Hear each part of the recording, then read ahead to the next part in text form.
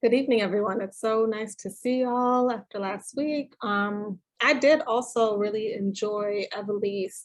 She was a lot different than I thought she was going to be. I don't know how I thought she was going to be, but she was a lot more present, I guess would be the right word, than I was expecting, but I really enjoyed having her. And one thing that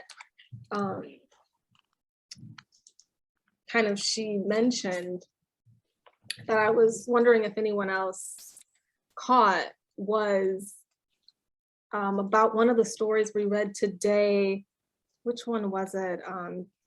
She's like on the boat, the light in the sky. Does anybody remember? And this is just, I'm just kind of opening up the conversation with this. Please feel free to chime in with any of your thoughts about not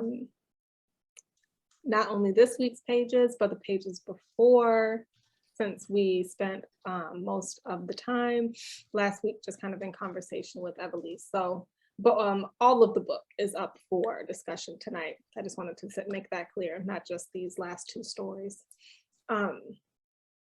But one thing she said about that story was, I couldn't remember if I was reading this right or not, was that was a true story, that had really happened. That was her and her mom on the boat. Did she say that? That was really, I mean, it's another one of those stories in the book where it's only 4 pages, but it's so powerful, you know? I don't think she went into like that she was pregnant here last week, but kind of just the vulnerability and the honesty about pregnancy in these pages is really a real reflection of kind of the vibe that I got from her last week, that level of vulnerability, that level of honesty. For example, on page 131, in the middle of the page, she writes, "I have no inclination towards motherhood.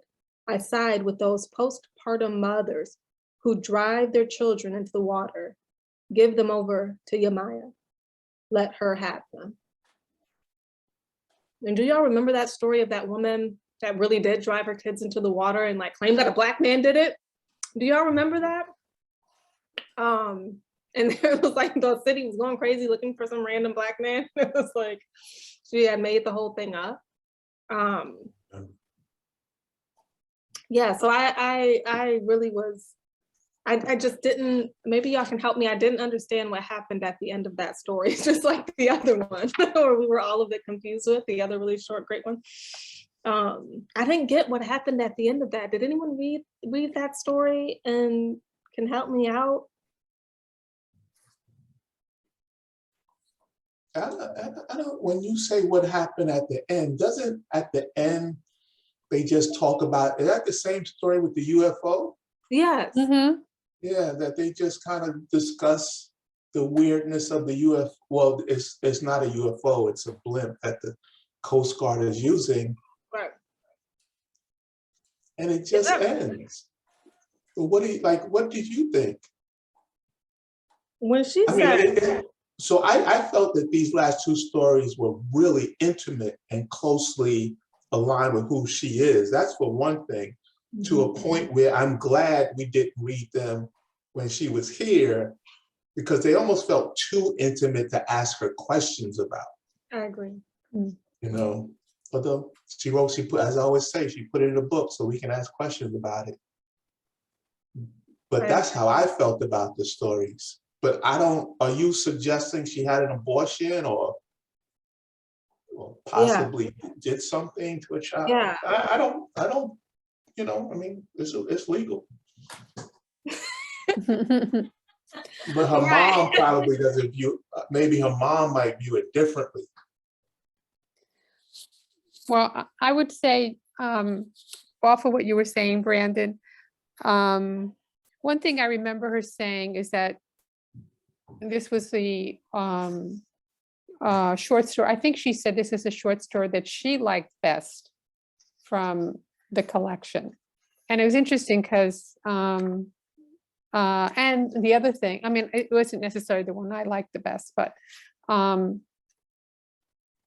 the other thing she said is that I remember her saying is something that in all of the workshops that she did and the mentors that she had, that one of the things that, and I don't know if it was a particular author, she said they taught her how to end her stories differently or better than the way she was ending them. I don't know if it was her editor. She made a comment about the way she ends her stories.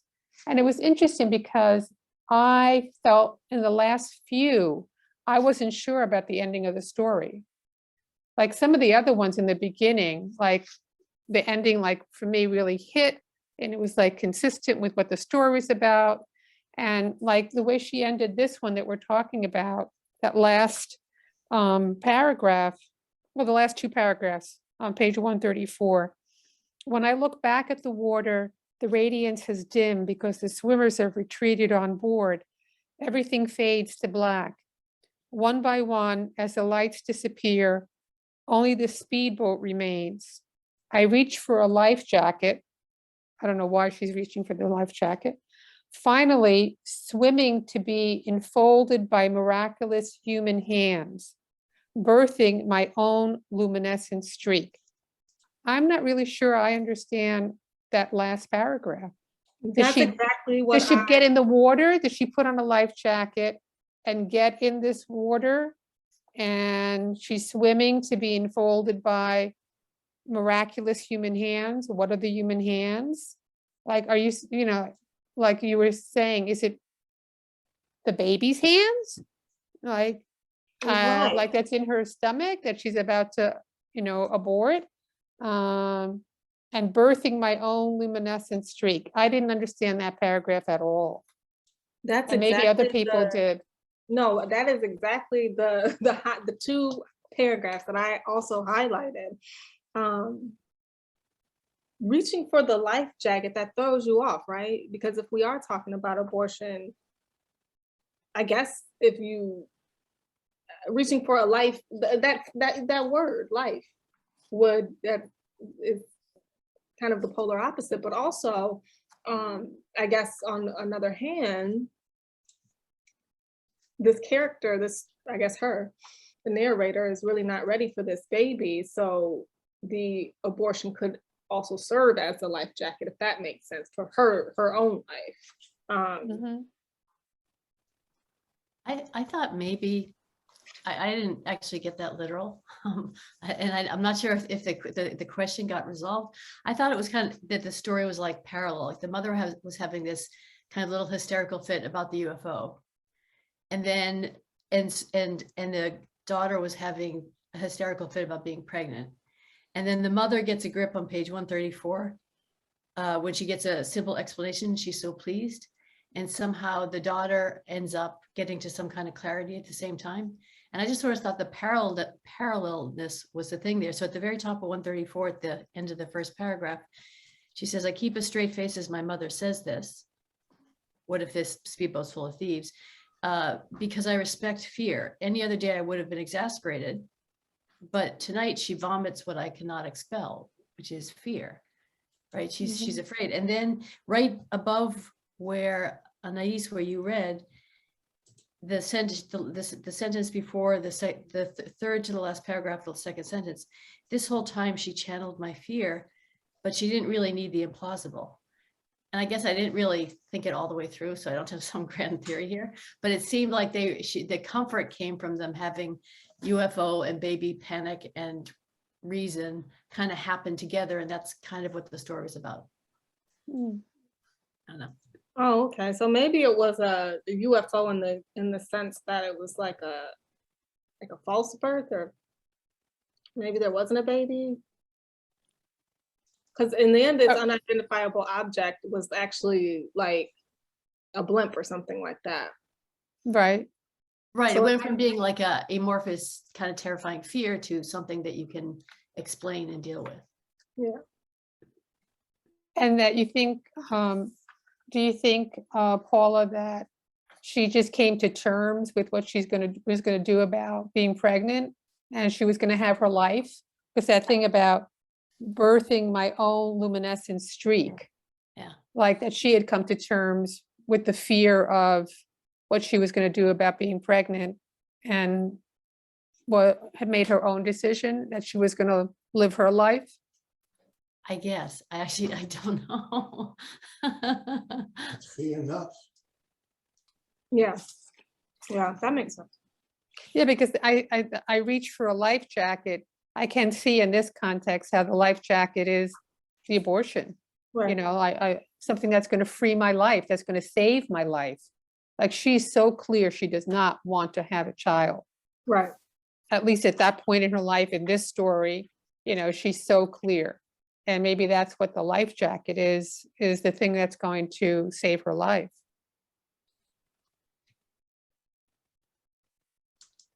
And maybe the UFO is this sort of unknown about her life. Mm. I'm saying all this now that you guys are questioning it. Mm. I thought it was just a regular old blimp, and but there's more. I mean, I still think it's an ordinary blimp, but you know, But what that's does that. it? But what is it a metaphor for? But you know, when like you're talking to your mom or your daughter and you're not saying the thing that's in your mind, but like something happens and you have this thing that you really need to talk about, and somehow you're having a conversation that's, you haven't communicated actually any information, but their fear or confusion or emotions kind of taps into your fear and confusion emotions. And it's like having a conversation, even though you're actually not addressing the topic at hand. I mean, maybe I just talk to people really indirectly, but but I think, you know, especially I think of, you know, my mom's gone now, but those conversations where there's so much you want to say that you couldn't say, but somehow we were having a conversation, even though we weren't talking about what we were talking about. You know, I don't know. Well, I mean, that makes sense because her mom doesn't know. Her mom is in the dark, like you're saying, like a UFO. Her mom doesn't know what's going on. So they are kind of having these two conversations, like Miss Annalise had mentioned also kind of earlier. Like, and it's almost like it would have been a longer story and a bigger conversation and a bigger blowout if the mom had done two things. One, if that really was a UFO, you know, she would have really freaked out. But also, if her mom had known or found out that she was pregnant. Do you know what I'm saying? This would have been a completely different story. But it's only 4 pages because the UFO was a blimp. And she didn't know. She, you know, that she was pregnant. And she I didn't love find out. that. That's why it's such a short story. And so then what's the meaning of the speedboats? And her and them being in a smaller boat that is affected by these speed. It almost feels like this story is definitely about age. So one person sees a blimp and another person sees a UFO because there's something in the sky that is not within her norm, the mother. But there's also that incident where the speedboat goes by, which represents, to me in the book, in this story, the speedboat might represent youth and vigor because somebody yells like woohoo, which is to me the youth national anthem. And they react to it, you know, their boat sort of kind of subtly shaking. I don't know. Maybe it's like this age thing that she's also trying to, you know, talk about. Because in the next story, she's definitely sort of referring to, you know, the stories that the moms are telling as opposed to the daughters, the way they kind of take in these stories. Yeah. I don't know. I didn't think about that. I don't know. It could be just a speedboat. It could just be a speedboat. It could be what you're referring to. Or what I thought was that the speedboat was representing time, more specifically around the amount of time. Like there's a certain amount of time you have if you're going to terminate a pregnancy. You know what I'm saying? That's kind of what I like. I guess where I put the speedboats in. But why even put this at the speedboat doesn't have a greater meaning? Why put it in the story? Maybe it was in the story because maybe it was what happened when she went with her mother on the Phosphorescent Bay. Yeah. That doesn't mean it has to end up in the short story. You know, this is not a biography. But it is an example of her mother's fear. So there's three things: the UFO, the light that she thinks is a UFO, Right. then the speedboat, she thinks it's full of thieves that are going to come and kill them all, and then why the boat was late. That's at the bottom. It's right in the same section. You know, this boat was late to pick us up, but there wasn't anyone in the boat when it arrived. She whispers to me, so if there wasn't anyone on it, why was it late? And what if that speedboat is full of thieves? Like, you know, so there's all these different examples of how her mother is just, you know, really full of fear, you know, and so maybe that's why the thing about speedboats there, because it's like full of thieves, or her mother thinks it's full of thieves, and that's her mother's fear, contrasted with her own fear. And you know, if you think about that, like in relation to all of the other stories, you know, and I'm digging a little deep here, but just bear with me on this one.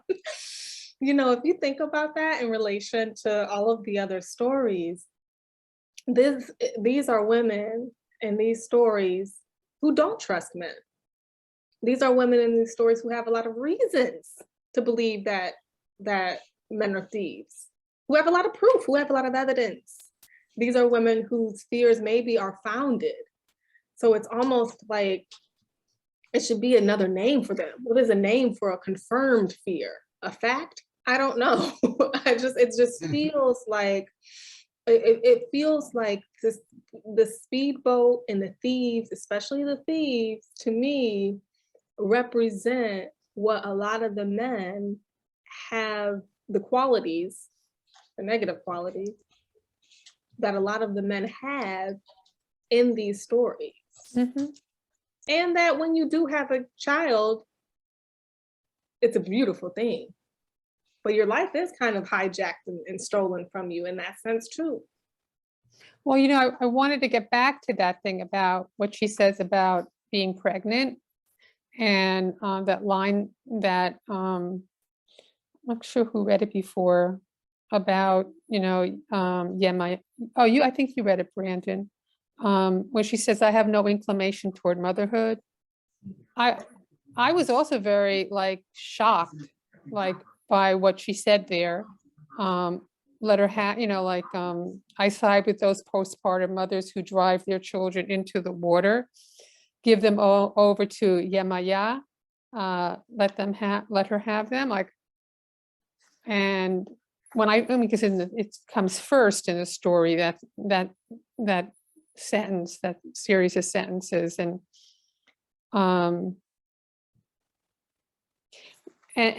then on the next page, I get it, like what you're saying, Brandon, about the men in all of these stories. And I thought I had written like this note where she says, it actually starts at the bottom of 132.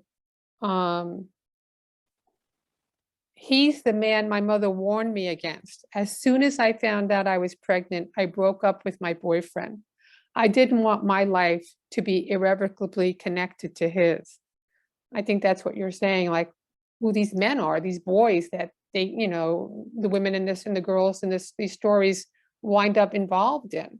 And then this is the part. This is a place where a man will build you a house with his bare hands. Every piece of the wall, every piece of the floor that you touch will have been constructed by him. This is the loveliest of realities. When I go into these houses, birthed by these men, I wonder what it's like to have your life indoors, tending to the house your man made and the kids your man conceived. I sometimes imagine this as the easier life, doing what you are supposed to do. So then it really hit me, like what she's saying here about, you know, having a baby from somebody that you don't even want to be with. Like the men create this and then you're supposed to take it. And then you're supposed to live in this trapped life in the house that the man has created with his bare hands. I thought the imagery was incredible and very powerful. And for me, then it spoke to why she said the thing about, you know, throw the children in the water and give them back to the goddess, you know, like, because that's a very harsh thing to say. But then I got what she's saying there. Yeah. Yeah. Thank And you. it's the feminist side of all of her stories. It's her feminist side as the writer, where she'll lay all this out and all the love and, you know, and let's fight for love. And then, but in the end, these crappy relationships and these crappy men, you know. In the end, it's war, right? That's what I really appreciate about this book, is that it stayed on theme. If it was consistent, if it was nothing, like it really did for me, it made me choose which side are you on, like in a battle. You know, you can't be on both sides. You know, you can't serve both. You can't serve love and war. It made me really feel that, and it made me really think about that deeper than I think I ever have before. Except for the Summer of Nene, which was the two young boys who were starting a relationship. Everything else was about, like you said, about women Yeah. and their issues, although that story itself included conflict. I thought that story, The Summer of Nene, was in a parallel way engaging what machismo is, because those two young boys couldn't have that love relationship, you know? And it's like, he knows he's not going to go down that road because he can't go down that road. And for me, that was the other side of the coin of the machismo, like another way of telling a story about machismo, about what men are and who they're supposed to be. But then it like completely flipped it on its head, right? Because, you know, even adding an extra layer to it, the machismo, not only are they bisexual or maybe even gay, but one of them is disabled, because so he can't even like perform these machismo acts, if you will, and not even sexual, just regular. Yeah. Welcome to everyone that's popped in. It's so good to see y'all. Greg, I don't know if you can hear me right now, but I do want to, I wanted to pivot really quickly, if y'all don't mind. We can maybe come back to this, but Greg asked a question last week that I wanted, it was in the story right before The Light in the Sky. And he asked Ivelisse, considering this story, was she a spiritual person? Had she grown up a spiritual person? And if I remember correctly, she answered no. She answered like she was a spiritual. It was kind of like her answer was, it wasn't trepidatious, but it was a bit up and down, if I remember correctly. Correct me if I'm wrong. It wasn't a hard yes or it wasn't a hard no. And I just wanted to know what were some of y'all thoughts on that? If you read the story, La Hija de Shango, I think I'm saying that right. If you read that story, what are some of y'all thoughts on that? I'll tell you what I was thinking. Once you kind of get the story, if you haven't read it, is about a young high schooler, I believe, 3 young high schoolers going to a bodega, I think either uptown in East Harlem somewhere, and getting like love spells. one of the main character, her mother, had in PR had family members that were in the Santeria, and I think maybe she wanted to, but she didn't pass the initiation process. So this high schoolers are kind of like going at it just on their own, kind of like clunking around in the store. And I thought the imagery was beautiful, and but it wasn't very spiritual to me at all. It was almost like someone that wasn't raised like in spirituality at all, really writing this from that point of view, from that like lack of interaction, that lack of experience. However, there was one, and so with all of that, there was one scene on page, if you have the physical book, 129, that I thought about deeply in that sense. Someone writing about spirituality almost as a spectator sport, because spirituality, religion, it's not a spectator sport, right? You got to be in it, you know, and this narrator isn't. And there's one scene where it's right under, it's the second paragraph in the middle of the page. And she says, I walk around the neighborhood by myself for an hour after leaving the party. I stop at Gomez's bodega on the corner where me and Mello used to get our quarter juices and blow pops. I pass the corner where we would crowd after school when we were in 8th grade, 6 to 9 of us in our black goose down jackets, loud and claiming this spot as ours. And I don't know if she meant this, but when I read that, after reading most of the story, I think this is like towards the end, yeah, it's the last page. It was like that imagery, it was almost like church to me. Gomez's bodega would be like the church house. The quarter water juices and the blow pops would be like the, what is that called that they pass around? It's like a little Body and blood. Body and blood. The 6 to 9 8th graders all dressed in the same clothing would be like the deacons or like the pastors, loud and claiming the spot as ours. That's like, you know, praise and worship. And then she gets down, this is the first place I was ever kissed. And that's like that kind of like sacred, especially as a kid, it's like a sacred, you never forget it, kind of magical spot. So I don't know, I really enjoyed this story, but I thought about if she was playing with me there, or if I was just reading too deeply into this. Do you know what I'm saying?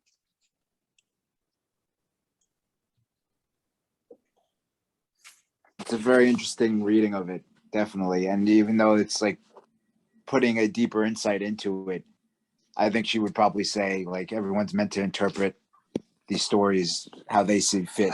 So even if she didn't intend it to be a certain way, the way you explained it, it's just very insightful the way you explained it just now. And I'm certainly buying into that, you know, even if the author isn't intending it to be that way.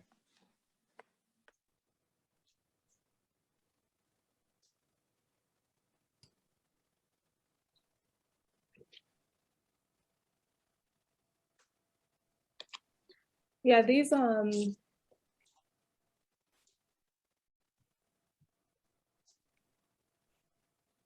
last story really took me out. Does anyone else want to chime in on any of the other stories right now? It can be, we're kind of discussing the book in its entirety.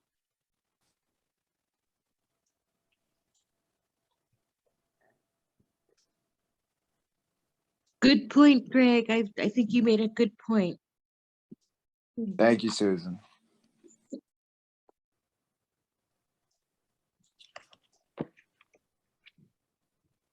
I really enjoyed that last story, and I think that it really kind of wraps up and encapsulates, if you will, the essence of all of, or a lot of at least, the story.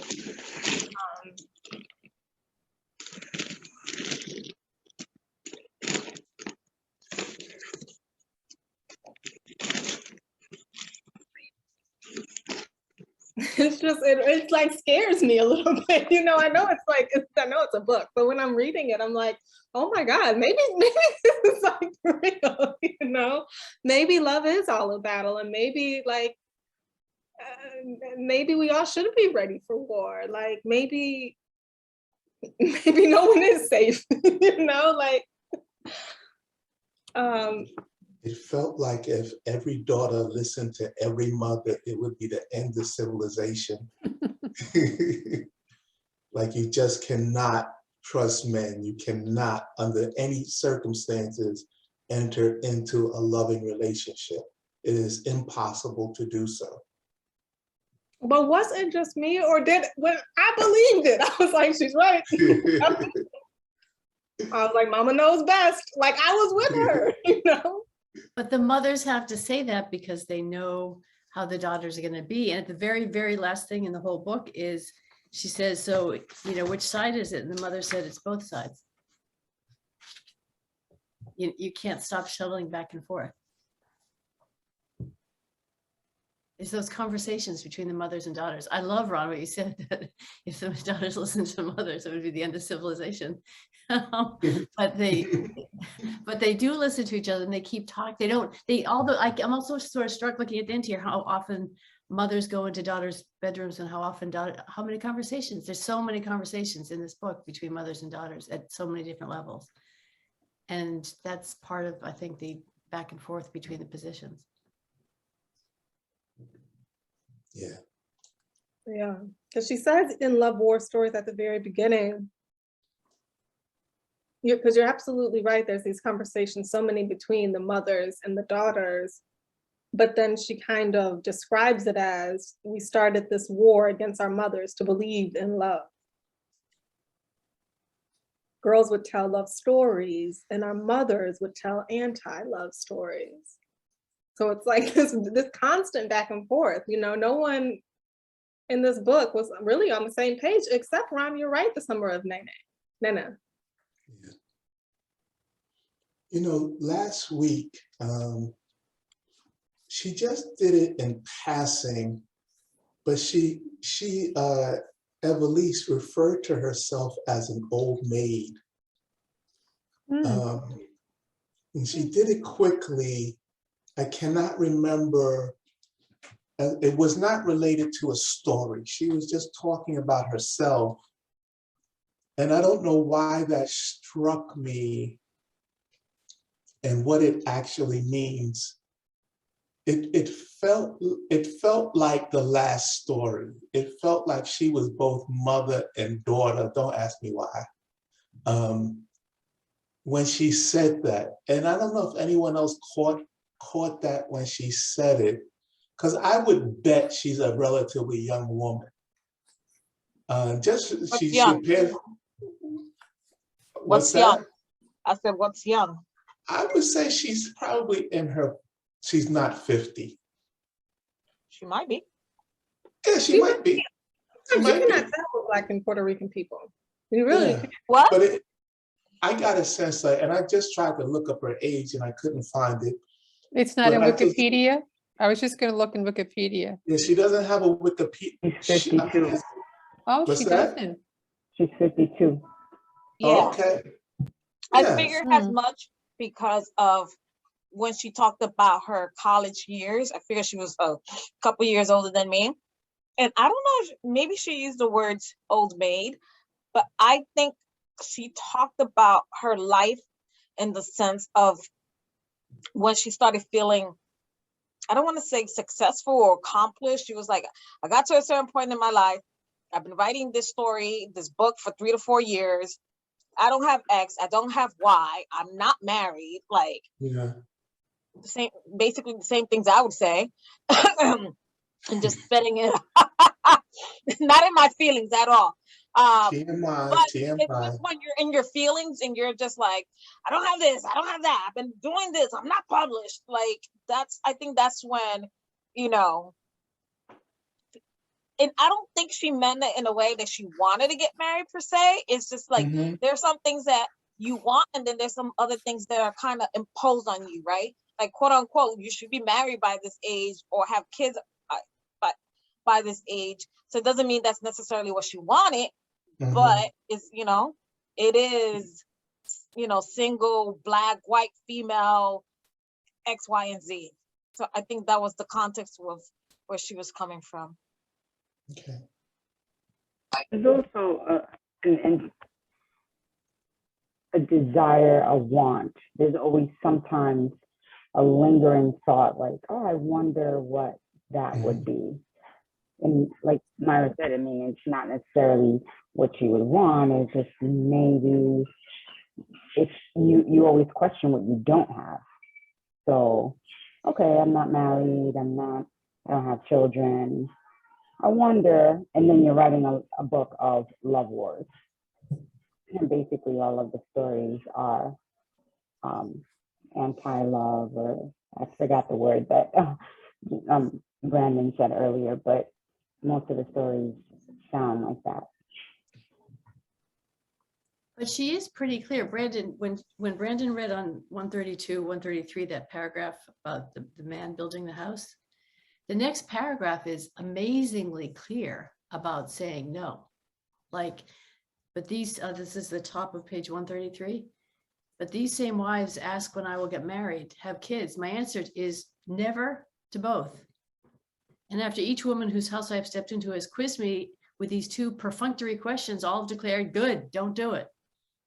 What if someone had warned this young mother sagging with sadness? She would have probably opted to ignore the sage warnings. She gets increasingly kind of like clear, like, yeah, I'm so not doing this. It's interesting. They have also had a taste of love, right? Sometimes if you have a taste of love and it's not a positive outcome, you probably, exactly, Paula, like you'd probably be like, that's it, I'm done with it. And you're very quick and easy to say, no, thank you, I'm done with this.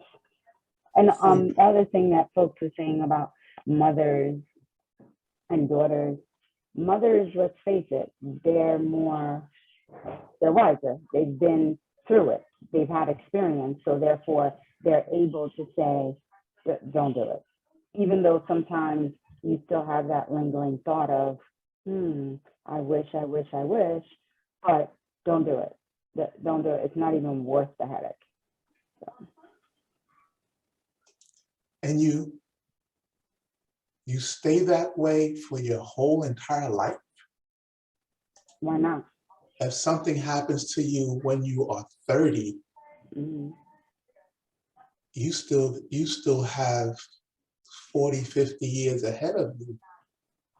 That's a long time to commit to that, to me. Yeah, but women are very emotional creatures, though. So and I if think that's sometimes the case, you can be scarred just like once, really good, and you're like, forget it. This is not even worth all the other scars that I can possibly get. I think both of y'all make such an interesting point. I'm sorry, Ms. Paula, did you want to chime in?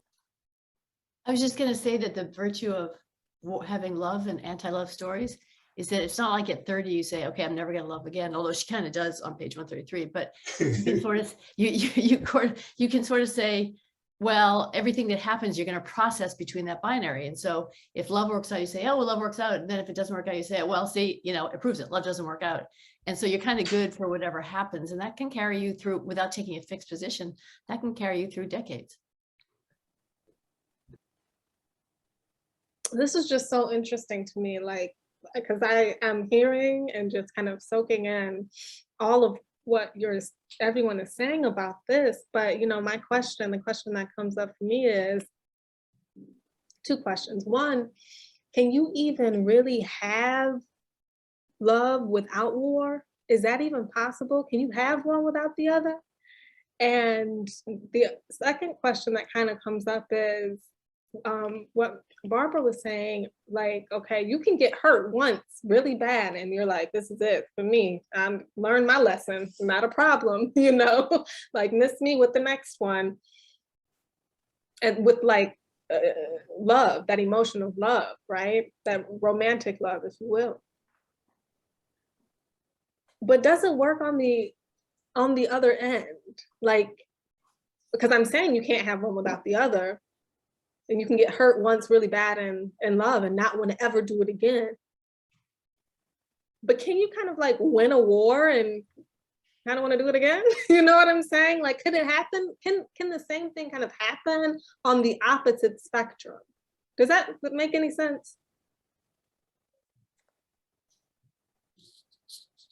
But I don't understand, Brandon. So what's the opposite spectrum? Like, what would that be, falling in love forever? And I don't know. Yeah, falling in love forever, and like you never, it's you kind of accept that you have to barter, if you will, or you accept that there's going to be a little bit of war involved in that love because you can't have one without the other. However, what about that opposite, the opposite of love being war? Can you get into like a good battle and win and say, you know what, I'd like to do that again? You know, that felt good. Not, it could be like a literal battle, like a literal war, but even just maybe an emotional one. Sometimes for example, sometimes I think about this with people, finance people, business people who are what they call kind of sharks. They make these like really crude, bad deals, good for them, bad for the other person. And they do it again. They kind of keep doing it. They kind of get a reputation for it. Record industries are very known for it. There's a small documentary that just came out about Sean Combs, Puff Daddy, whose his reputation is kind of built around stiffing people, but being really good at it. Like how this is kind of a new thought. I'm working my way through it, but I think about that sometimes because there are people who kind of fall in and out of love. It feels, you know, seamlessly. There are some people who take years between relationships, but and that's kind of something we can all identify with. But on the opposite end of love, war, battle, do those same truths exist? Is it possible for somebody to feel those, not the love feelings, but the war or the battle feelings, and it works for them and they kind of continue to do it? Are you talking? I mean, I don't know. You might be too young. Well, I don't want to say this, but are you like? Do y'all remember that movie? They were getting a divorce. They were a divorced couple. Like, I think was it Michael Douglas and Catherine? They lived in the same house. Well, I'm trying to understand where you're going with this. So I was just thinking, I don't know, Bobby and Whitney. I mean, it's a bad ratchet example, but but that's what came to mind when you said it. And look at Elizabeth Taylor. She married the same man twice. 5 other men. Plus 5 other men. A few others, but one of them was the love of her life. Look at Elvis and Priscilla. I mean, we don't know the intimacies of their, you know, of their love and their war, but that's all I could think of, right? So to me, that feels normal. That feels like more of the norm, that you enter relationships. What's that, Myra? Some of it was toxic. Oh yeah, no, I'm not. I'm not saying it can't be toxic at times, but to me, it feels more of the norm to be in love, but also to have arguments and to work through those arguments. And those arguments may feel catastrophic at times, but if you enter from a good place, knowing the person you are entering a relationship with, like if you do get into a disagreement, fight, whatever it is, other than things that are philosophical, you know, like one believes in abortion, one doesn't. That's like philosophical. One believes in capital punishment or corporal punishment for kids. The other one doesn't. Things like that. But you know, the arguments, I don't know.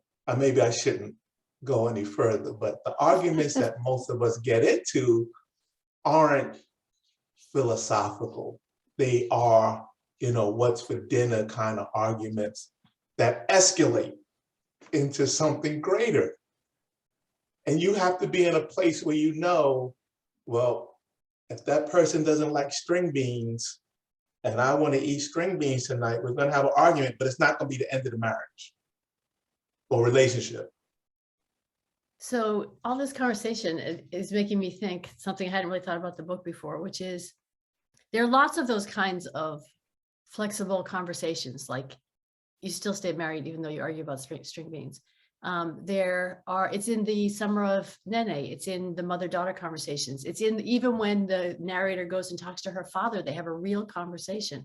There's all kinds of real conversations. It's only when they get stuck in the love-war binary that there's like a lockout from real relationships. And then I sort of thought, I was just listening to everybody talking, I think at the very beginning, it's like the second story where there's that incredibly heartbreaking young woman who she gets cut off from her friends and she ends up just in her own head. And it's such a heartbreaking story. I think Anais, you loved that story. And I really love that story because she was so isolated, but that's because she was like locked in the love war binary.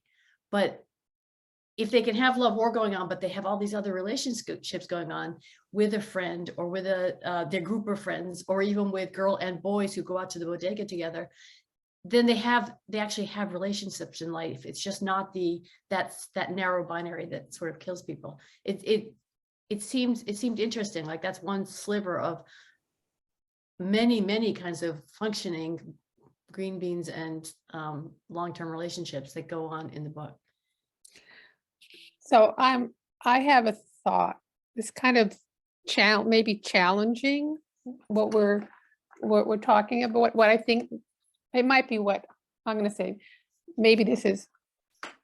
I think that Ivelisse is a feminist, and I think when she is telling us these stories, and it's the conversations and the struggle between the daughters and the mothers are telling them, men are shit, like stay away from them. But they're telling that to their 14 and 15-year-olds, which means like, don't go have sex now because these men are lousy and they're just going to get you pregnant and they're just going to, screw you. But they say, but you have to get married. And I think, to me, that is the essence of what she's challenging here, which is this double bind, this, kind of double message, which is stay away from men because they're all shit. And in every story, she's telling us how they are shit, like all the ways that they are cruel, mean, unkind. But then the other message, which is that you're supposed to get married. So in this last story on page 145, I'm thinking, I'm going to say, I think this is Ivelisse's message to all of us and what this book is about, which is where she says, it's kind of just above the heart. Well, what I mean is that above all, they want us to get married. But I think instead, we should focus on falling in love. Then the atmosphere changed greatly. With more confidence, I continued. They want us to marry and not believe. Like, these men are shit, you just need to get married. Like, don't get caught up in it, don't believe in it, because they're gonna leave you, they always leave you. So they want us to marry and not believe. But I think we should believe and not marry. And I think that's a really interesting statement. And it makes me think about two things I've been thinking about. Alice Walker, who I know has talked about how she's lived her life, like she's never gotten married, like she's not into marriage, and she doesn't believe.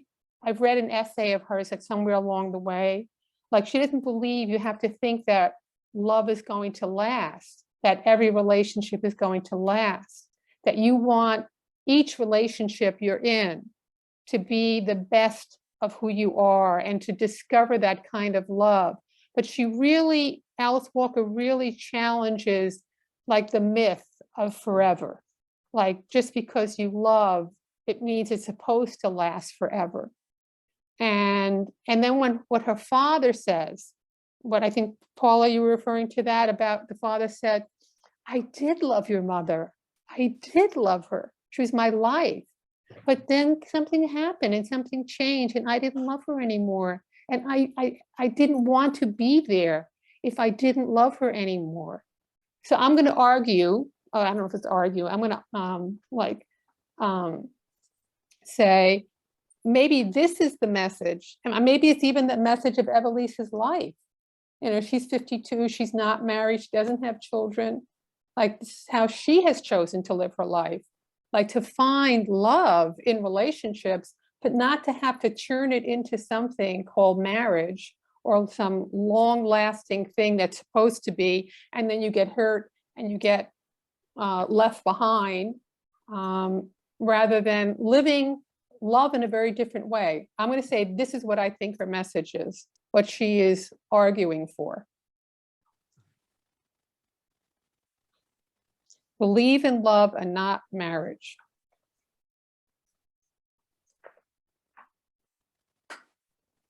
Yeah, amen to that. I can totally see that.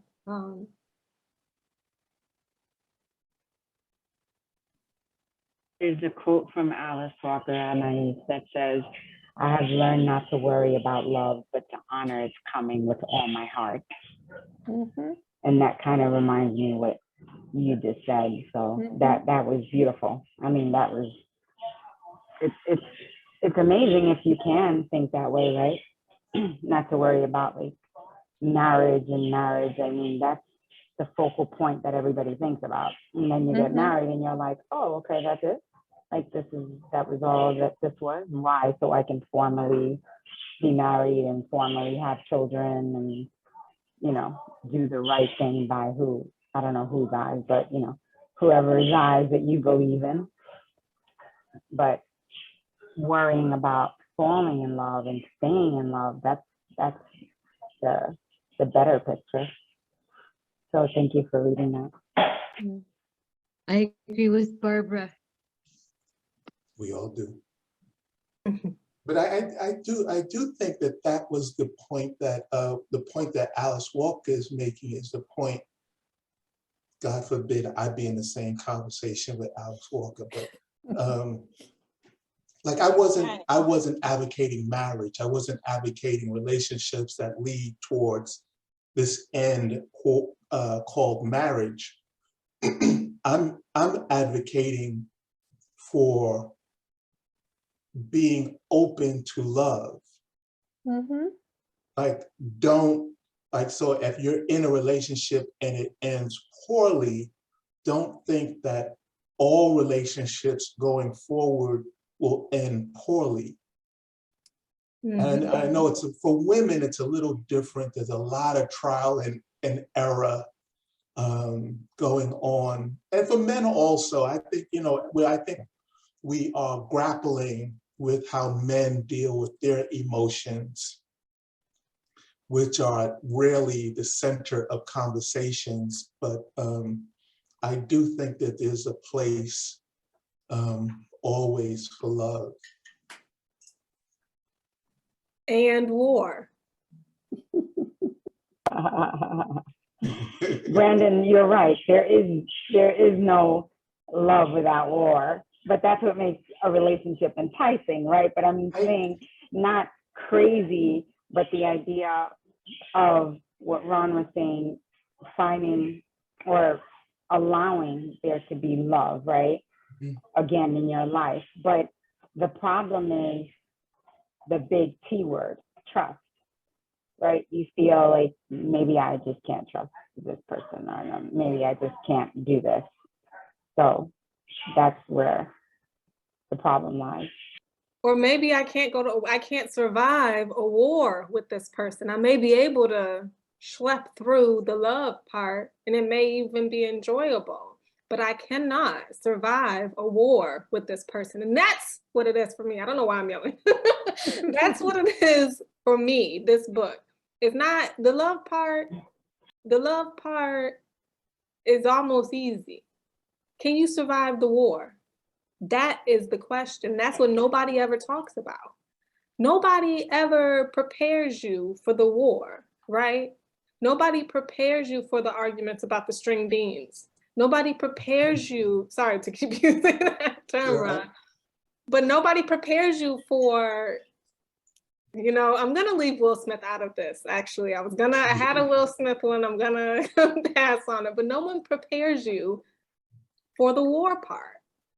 And if we were wise, that's what we would be doing with our daughters. If we had that language, if we had that communication, we wouldn't be screaming, getting married, getting married, getting married. What does marriage revolve around? Love. Everybody at the wedding is happy, not just the bride and the groom. For those few hours, we're all happy. We are all in love. We are all almost, it's almost overwhelming, you know? I also think, oh, go ahead. Oh, go ahead. I was ready to say, I don't think they were necessarily, they were, the way I saw that passage, they were like, if you're gonna deal with men, then get something out of it and get married so you have some, I'm gonna mispronounce it, respected, just like, some honor, some respect, right? So basically, so you won't be called a puta. Right? So I don't think they were like, don't get your feelings involved. But if you're gonna if you're gonna mess with a man, then at least, you know, have it under the title of marriage. They're still gonna be, they still ain't shit. Essentially, that's what they were saying. But if you're going to do it, get married. And I'm not buying that all of the mothers were married, right? So sometimes I was in my 30s when I found out that my grandparents weren't married. I was like, oh, damn. But you grow up with that, ooh, cásense, when are you getting married? And then come to find out generations and generations weren't married. So why are we pushing this? So I wouldn't be surprised if there's an element of that in these, like, in the stories, that maybe some of them were not married, right? Like, you know, people say wifey and people say mi marido, mi mujer very easily. And so some people may interpret that they may be married. And at the end of the day, people are not married. So that's the way I kind of read into that piece of it. Like, if you're going to deal with a man, you might as well be married. So you're not the mistress, you're not the side chick, you're not the secret, you're not the whore, you're not any of those things, because quote unquote, you are the wife. Yeah, get married so you can have somebody to go to war with always. There we go. Because Yeah, at the end of the day, what she's saying in this book is that doesn't exist. Just because you're married does not mean you are not going to be dealing with the punta or the mistress or whoever, because but you're not that. This book did. But you're not that. Like, in what their mothers are saying in the last story, you're gonna deal with the bullshit, but you're gonna deal with it under the title of being a wife. So if you're going to deal with it, you might as well, because I'm giving you all the warnings under the sun. I'm telling you, men are trifling. Men are gonna leave you. X, Y, and Z. But if hey, Ron, it's true. Not that I'm saying that men that's true, but that's what they're saying. If you're going to do it, and it's kind of disheartening, right? You know, the girls are like teenagers or preteens, and you're putting all these thoughts into their heads. But I think that's just, I mean, A, is real life, and B, is bitterness coming through. And that's how the mothers are coming through in the end, has bitter. And they feel like they're passing on knowledge, but they become bitter. I think that's why people romanticize struggle love, is what this all sounds like, what Brandon, what you're talking about. I mean, that's entirely what's just kind of accepted, the idea of struggle love, that, you know, you're gonna have someone that's gonna drive you crazy, and not in a good way. So yeah, there is healthy conflict, such thing as healthy conflict, healthy disagreement, but you really shouldn't be in conflict with the person that you're in love with, like, to that degree. Like the minor disagreements that some people were mentioning before, is one thing, but like you really shouldn't be in conflict. Like you can have one without the other. And the thing is that there's people who thrive off conflict and are very, very comfortable in conflict. So Brandon, when you're talking about the idea of being addicted to war, the people who, the sharks or whatever, it's like, yeah, there are people who very much only know how to operate or function in an environment that is filled with conflict. And that obviously then transpires through in their romantic and other type of relationships they have as well, which isn't healthy, obviously, but people have romanticized it to the point, and to Myra's point as well, is that you'd have to eat a lot of shit because I did and your grandmother did and their grandmother did, you know, and it just keep going down the line because this is what people did. So that's why I think we see a lot of this, you know, kind of romanticizing struggle of the idea that you're gonna have to put a love spell on someone to get them to fall for you. The idea that you have to fight off some other chick to keep your man and all the other stuff that is normalized. And even in the end, he still may not come home. Like in the second story, when, do y'all remember the second story we read? I think it was the second story, or maybe it was the first, when the wife was just like waiting for her husband to come home. And she had AR. Oh, that's the first story. That was the first one, okay. That's the first story. So it's interesting, right? You can do everything right? You can, you know, not become the Carmencita and be found or not found, you know, and become this legend of women who were raped on the beach by multiple men, multiple boys, and was set up by your boyfriend. You know what I'm saying? You can avoid all that. And you can do it right, the right way. Marry for love and not money, which I believe is another thing that she kind of did in the book. You can do all of those things right. You can follow your heart and you can take the risk and you can still end up the laugh of the town, if you will. That was a big takeaway for me in the book, you know, is that like the risk, if the risk of love, the risk of taking it there, the risk of committing to potential humiliation, you know, or potential bliss, it's like, it's never up to you, right? It's not really what you do. It's not really what you don't do. It's a risk. You know, that's why I don't think anybody in this story made it out alive. Like nobody in the story has a good love story to tell. The time that they took the risk and it panned out for them.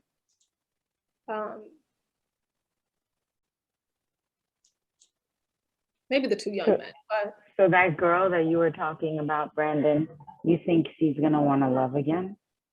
That's a great because question. of her experience? So that's what I was trying to say. Like in the beginning, she's not gonna want to do that because she's gonna always fear, what if this happens again? What if my husband or future husband is gonna work and he's gonna go to New York and work? And how do I know if he's gonna come back? How do I know I'm potentially just sharing all this stuff and being completely vulnerable with him and he doesn't come back? Then I'm gonna be left twice. It's a great question. But I think that's what also though, but if anyone wants to chime in on that question, I think it's a great one. But what I would say is, don't we usually learn from, not me, but don't we usually learn from our mistakes? Isn't that what you're supposed to do? In what respect? In the respect that, okay, if I'm doing this again and you go to New York, I'm coming too, because I'm not doing it again where you leave me. You know, don't we usually learn from our mistakes and don't repeat them? I think you learn the kind of mistakes you tend to do.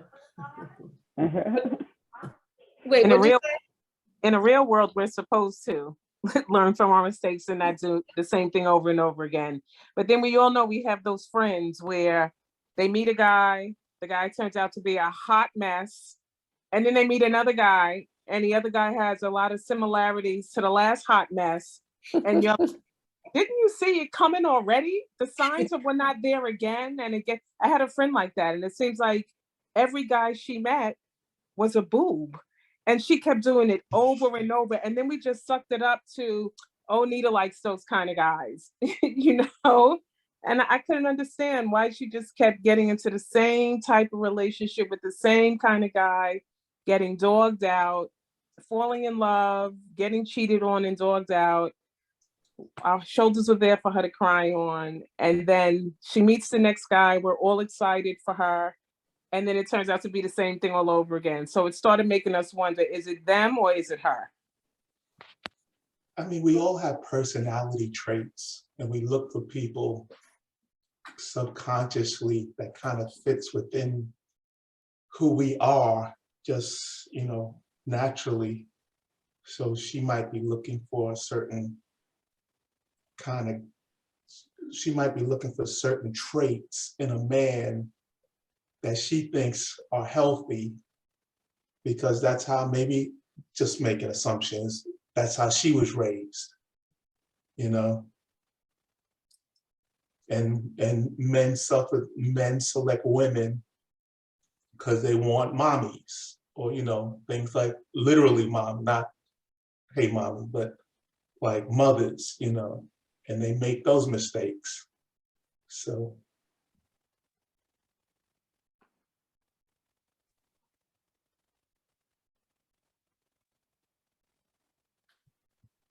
Yeah, Barbara, I think that that's a really solid point. And then doesn't it just raise the question of, like, if that's the paradigm, that what you want, what you're supposed to want and always be looking for is marriage, you know, then you are in that dilemma, because then the next marriage will more than likely turn out like the other ones have turned out, where the men leave you, or the men, you know, are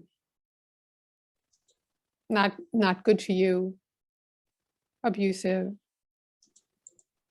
I want to go back to, like, what I think she's raising is, like, when you connect love to marriage, what you have are war stories. Yes. That's what I think this message of this book is.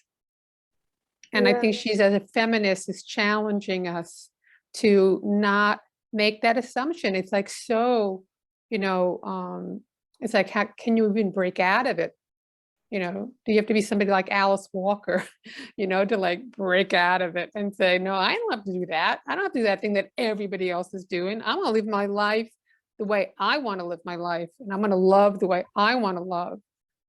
And if it means a series of loving relationships along the way, like, I'm good with that. It takes a lot to break out of this social, you know, not just the message, the institutions that we are offered and organized to accept as our choices. This is our choice.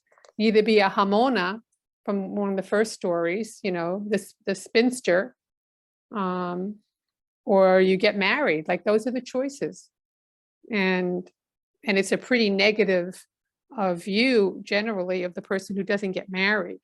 There's something wrong with her.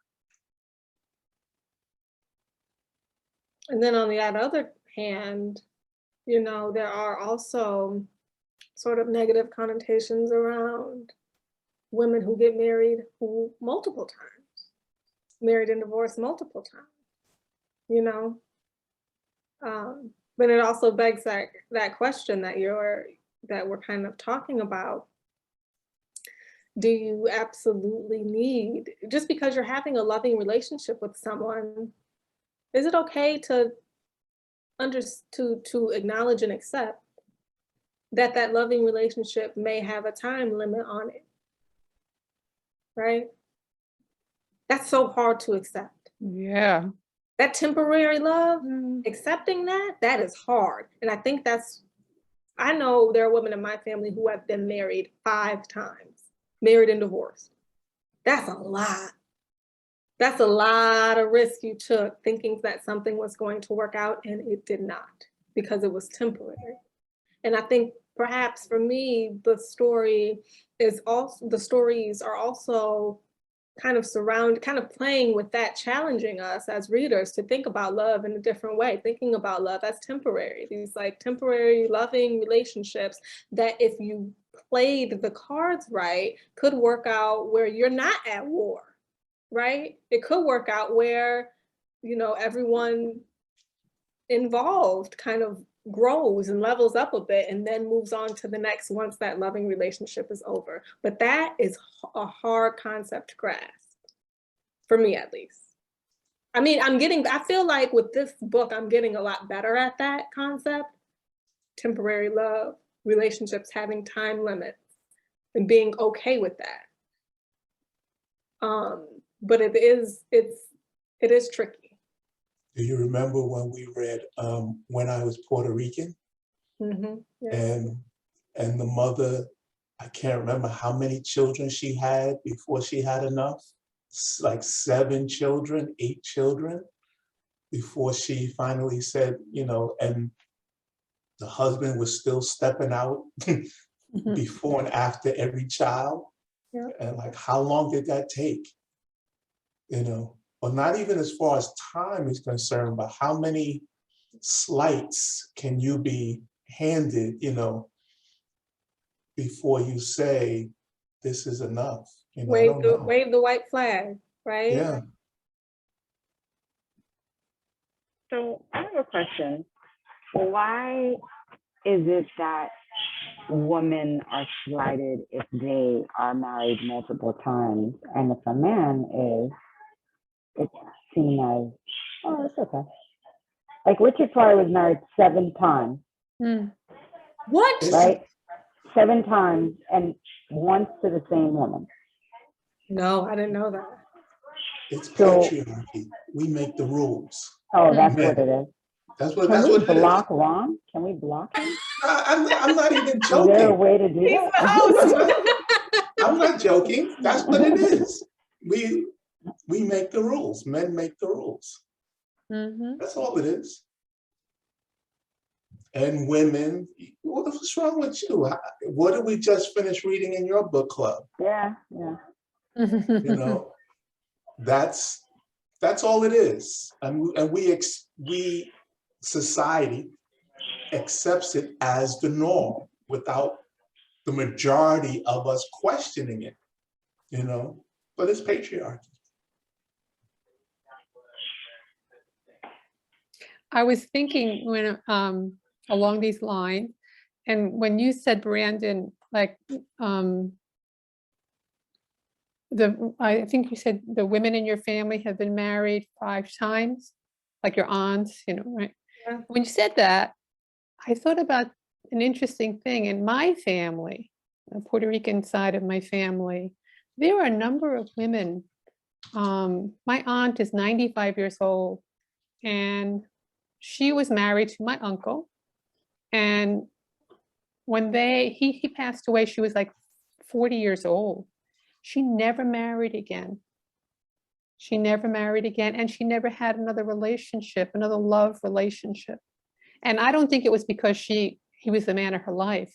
I think it was, and I think about 2 or 3 other cousins who are 75, 80, and they had one husband and they didn't want marriage anymore.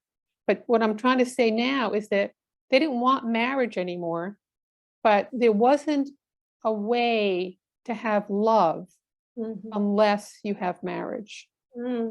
So those women in my family, they've gone for decades and decades without touch, without sex, without love. Because, and it's the thing about going back to the patriarchy, because if they chose, like Alice Walker, you know, to just go from one love relationship to another, and, you know, they would be considered whores.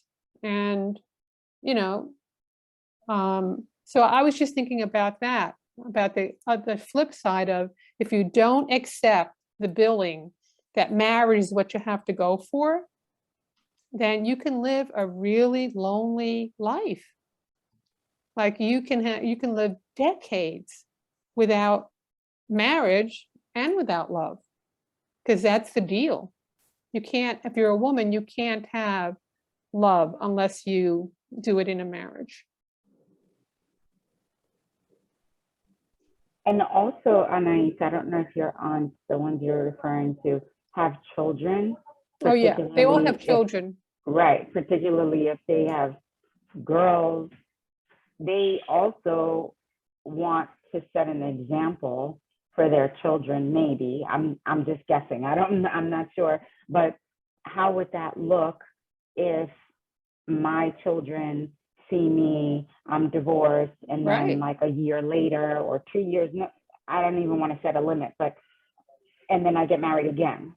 And then let's just say I might even have another child, let's just say, and then I don't, and then we get divorced, and then I get married again. What example am I setting for my daughters, particularly I'm saying daughters because, you know, we're talking about women, is it's okay to do that? It's okay to like, I'm marrying multiple times. I don't even want to say what is okay and what's not okay, because I'm not placing judgment on anybody that marries multiple times. But I was just thinking about what you said about your aunt, and maybe they were thinking that way. Maybe they were thinking, I need to set an example for my children. And who knows, maybe they're also thinking, I don't want to deal with this nonsense again. You never know.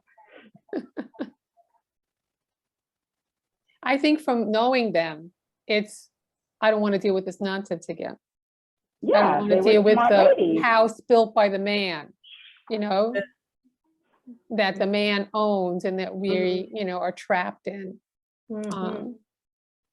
But I think what I was raising was that I hadn't ever thought about it in this way, which is that I get it, you know, like given who my uncle was and given who my cousin's husband was, I get it. Why I don't want any part of that anymore, them saying that. But that also precluded love, that precluded, you know, having and being able to have love without marriage, Mm. which is something I think we're looking at here. Mhm. Yeah, yeah. Yeah, we got about 8 more minutes. Does anyone want to bring anything up that we haven't discussed or chime in at all? Maybe someone who hasn't said anything yet?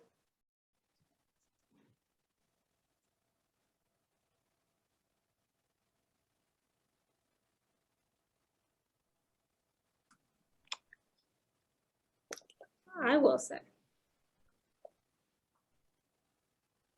that not a I think lot you're of- doing a great job. You're Oh, doing a thank you. perfect job as hostess, and you're very pretty. Thank you, Susan. My goodness, what would we do without you? Love you guys so I'm much. jealous. Um, you know, I will say that it's, and I could have been missing it somewhere in the book. I'm sure it occurs somewhere, maybe. And maybe she's right about this. But the writer, correct me if I'm wrong, but the writer really doesn't, she kind of exposes the female characters for who they really are at their most vulnerable, right? The expecting mother who doesn't want a child, the overweight woman who's really struggling, like with her relationship with food and her relationship with men, or her imaginary relationships with men. You know, the woman who is desperately wanting for, kind of almost in a delusional sense, wanting her husband to come home from New York. She really does paint these women, you know, as who they are in very present spaces, right? Without a lot of filter. However, she doesn't really spell out any accountability for the women like she does with the male character. I mean, like on page 137, she writes, you know, men cannot be trusted. Amen. That was their weekly prayer. It's like she's the men are dark, not in a traditional sense, like they're, you know, pickpocketing and sexually harassing women, but they're just dark beings in these stories. We don't really get a lot of texture. We don't really get them at their most vulnerable. We don't really get any reasons why they behave the way that they behave. But the women are almost completely fleshed out. Everything is stripped from them. They have to show us who they are. Am I am I tripping, or are the men not really getting a fair, even though I agree with everything that's been said, am I tripping, or are the men really not getting a fair shake? We're really just supposed to believe that they are all shit. But we don't have any real deep analysis of the characters like we do of the male characters, like we do with all of the other female characters. We can understand why they are behaving the way that they are behaving for the most part. And if we don't understand it, we don't have to, because they said it explicitly. You know what I'm saying? Ron, you really are about to get blocked. Yeah, but if you finish the lyric that he posted, what's the rest of the line, Ron? Right. What's the Wouldn't rest be of the nothing without a woman or a girl. Exactly. And I mean, is it just me, or does it kind of feel like a bit one-sided? Even though I agree, it feels like the men didn't get their day in court, if you will. Is that just me? Oh, I'm tripping. Okay, Barbara.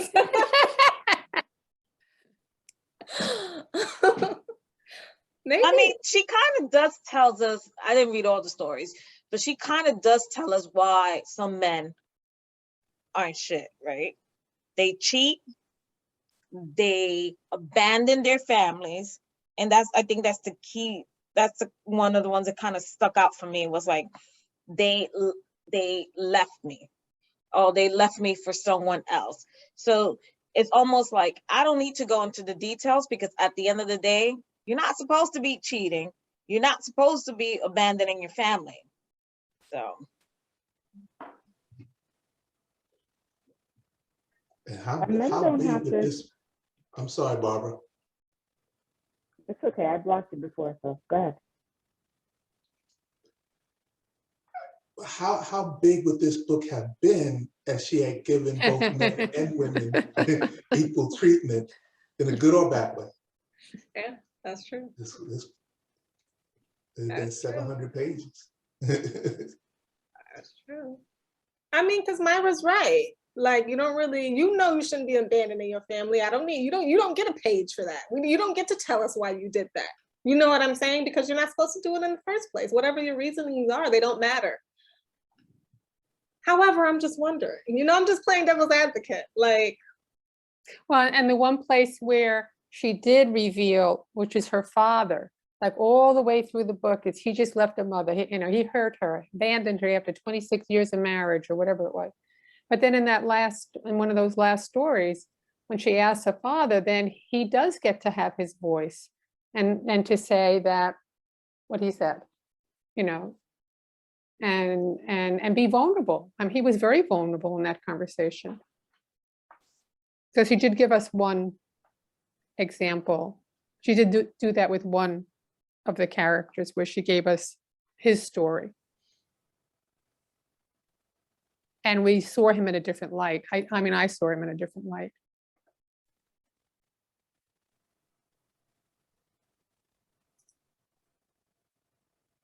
yeah, we did get to hear his voice, but by that time for me, it was like, I don't even know you. It's like, I don't know if I believe you or not, Barbara, did you want to chime in? I just wanted to say, what Myra was saying, abandonment doesn't always have to be like physical. It could be an emotional abandonment, like they could be physically here all they want, but emotionally you're not, so you might as well not be physically here. And it's almost like really, really only emotional abandonment, because death is abandonment. You know what I'm saying? You're not physically there. Really abandonment, we really should be looking at it more and along those terms, as emotionally, as spiritually, as a person who is helping with growth. You know, that's what you abandon. If you're still physically here, it's always going to be emotional abandonment. It's always going to be more spiritual, a soul abandonment.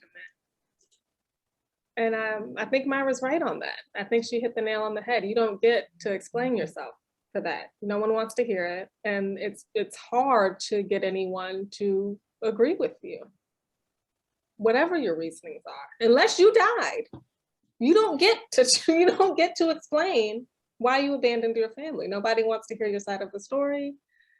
And I think that maybe that's a big reason why we don't get a lot of the male